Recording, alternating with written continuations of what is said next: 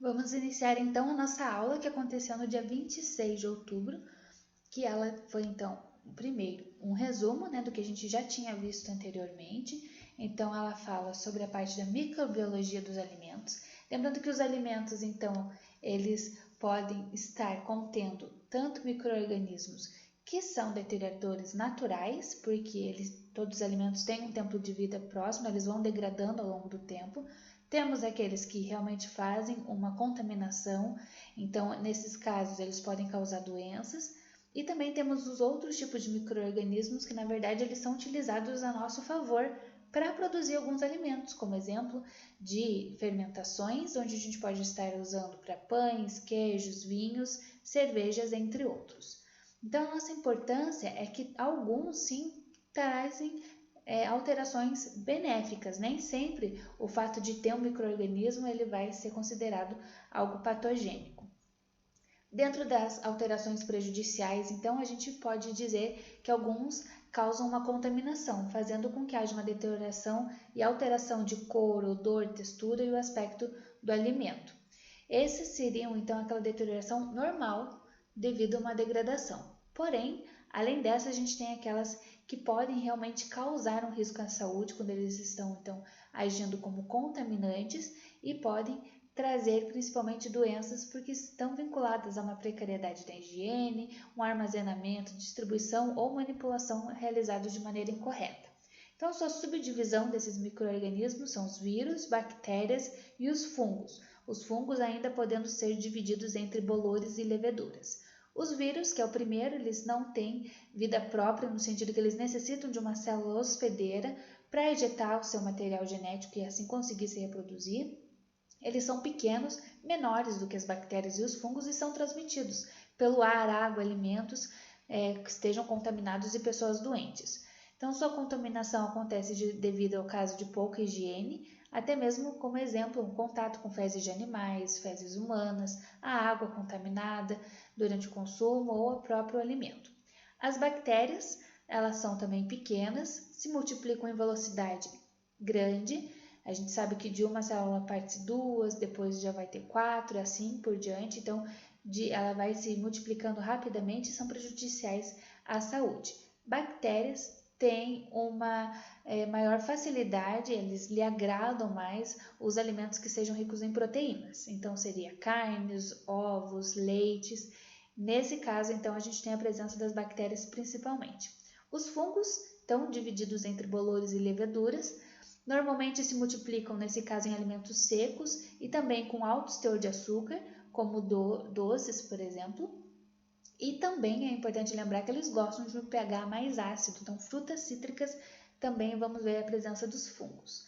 Os fungos, então, eles podem ser divididos primeiramente em bolores, que produzem também, além do seu próprio efeito de contaminação, toxina, e essas toxinas são patógenas, né? Podem produzir tanto os efeitos agudos, que são rápidos, como uma intoxicação, ou um efeito que vai demorar um pouco mais de tempo para poder ser verificado. No caso, um efeito crônico, que pode vir a ser o câncer. Umidade e temperatura elevada durante a estocagem fazem com que haja também uma proliferação deles que vão produzir as toxinas. Então, é comum, por exemplo, em embalagens do pão, a gente vê essa contaminação que vai, então, se diversificando devido à presença dos esporos que vão contaminando todo o alimento.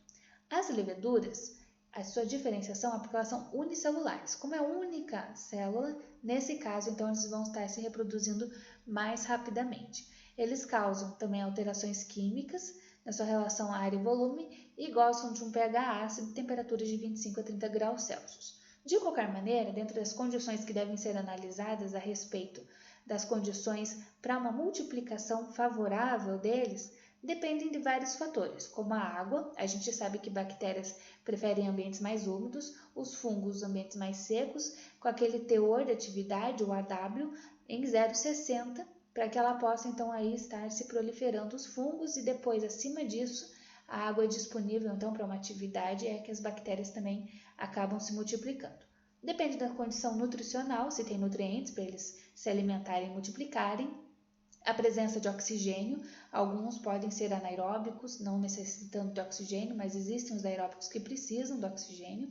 Depende de boas condições de temperatura, quanto mais quentinho, faz um aumento, né, uma elevação das funções e reações metabólicas, então as células se multiplicam mais rapidamente, acaba também tendo uma multiplicação própria da reprodução, e também questões de acidez, como a gente viu, que para os fungos eles preferem alimentos mais ácidos. Então é comum a gente abrir a geladeira e às vezes ver lá uma laranja, limão, que acabam então já estando com fungo.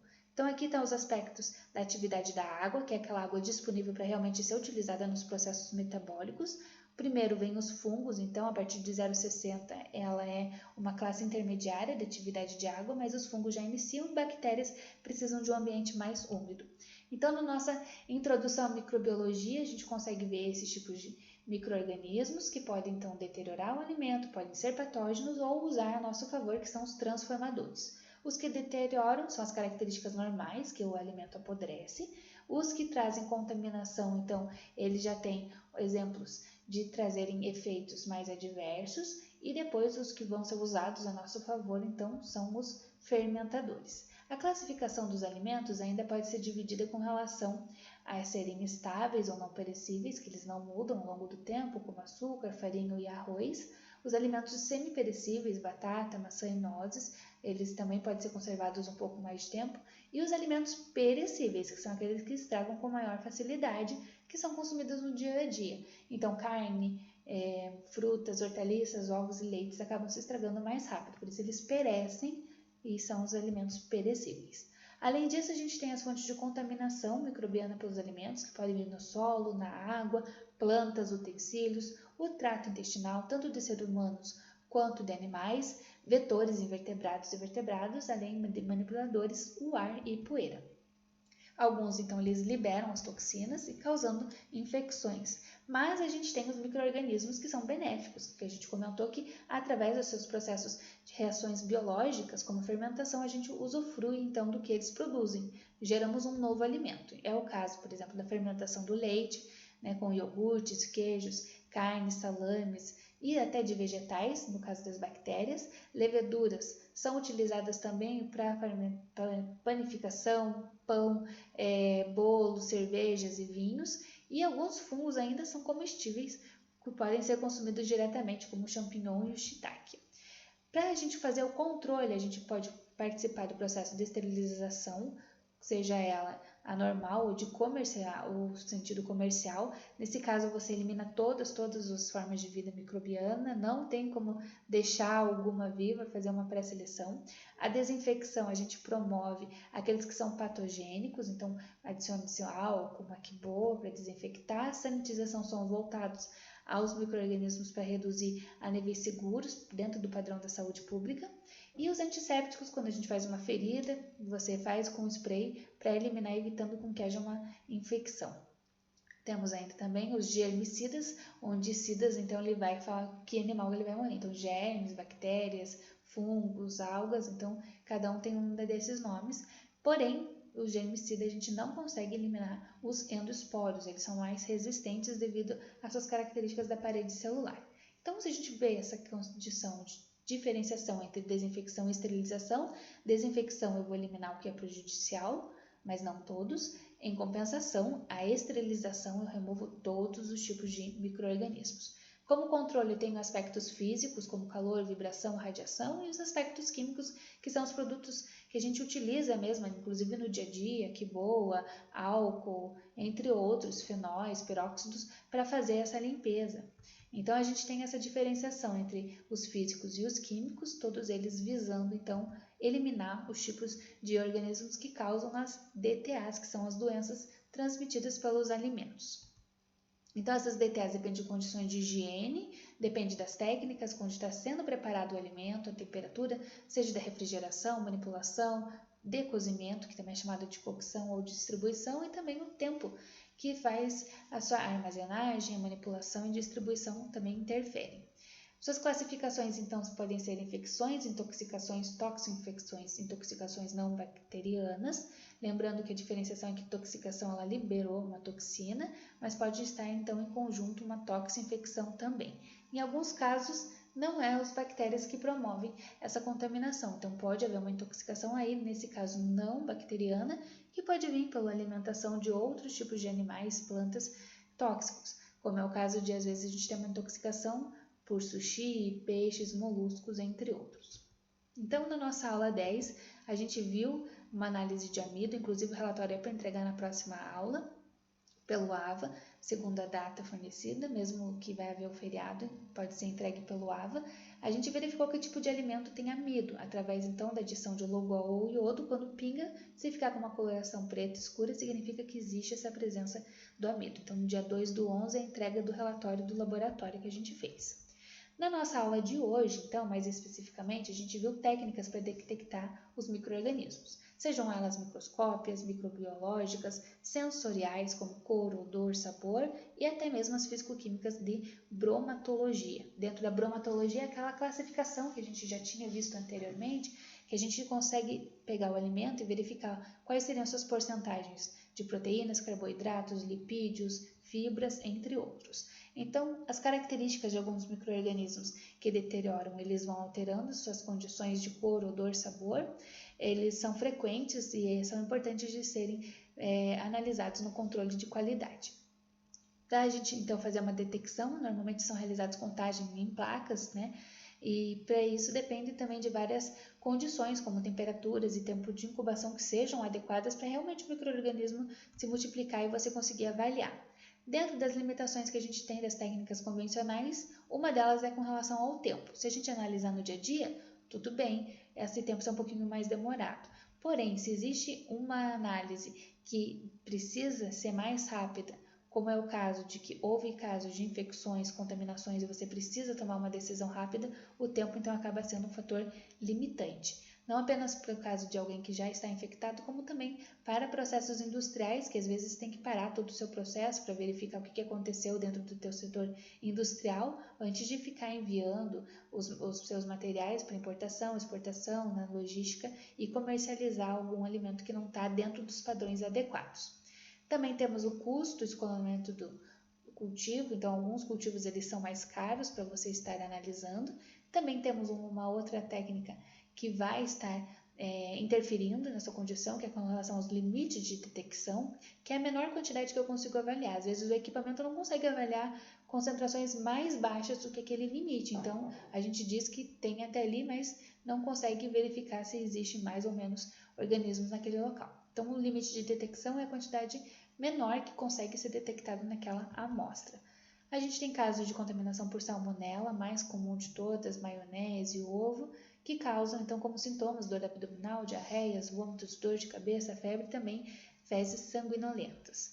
Como técnica de detecção, a gente também existe, no caso de alguns micro-organismos, serem VNC, que significa viável não cultivável. O que significa como se eles estivessem hibernando, eles diminuem tanto a atividade deles, eles não se multiplicam e aí isso acaba afetando para você conseguir ver a sua detecção, para se ver se está tendo ou não aquela presença dos micro-organismos. Quem faz isso, que assim às vezes pode parar um pouco suas condições, não se multiplicam, não tem como analisar, que podem entrar nesse estado de então estar estáveis, seriam então esses que estão como exemplo aqui, e os dos principais que a gente sempre vai estar salientando é a Escherichia coli e a salmonela. Outras técnicas usadas é o PCR, por exemplo, onde a gente através do DNA consegue multiplicar essas condições para fazer análises in vitro. Temos os cultivos microbiológicos, que a gente viu no laboratório também, nas placas de Petra, em caldos também, que fornecem então essas condições para verificar o seu crescimento. Temos métodos bioquímicos, nesse caso normalmente vem kits já prontos comerciais, onde você quer analisar algum determinado componente, você só coloca aquela amostra para verificar se tem ou não aquele micro-organismo em destaque. Então aqui a gente tem uma fotinho dos métodos bioquímicos. O outro seria os métodos automatizados, onde você apenas coloca as amostras e o próprio equipamento faz essa leitura, inclusive com a análise da coloração GRAM.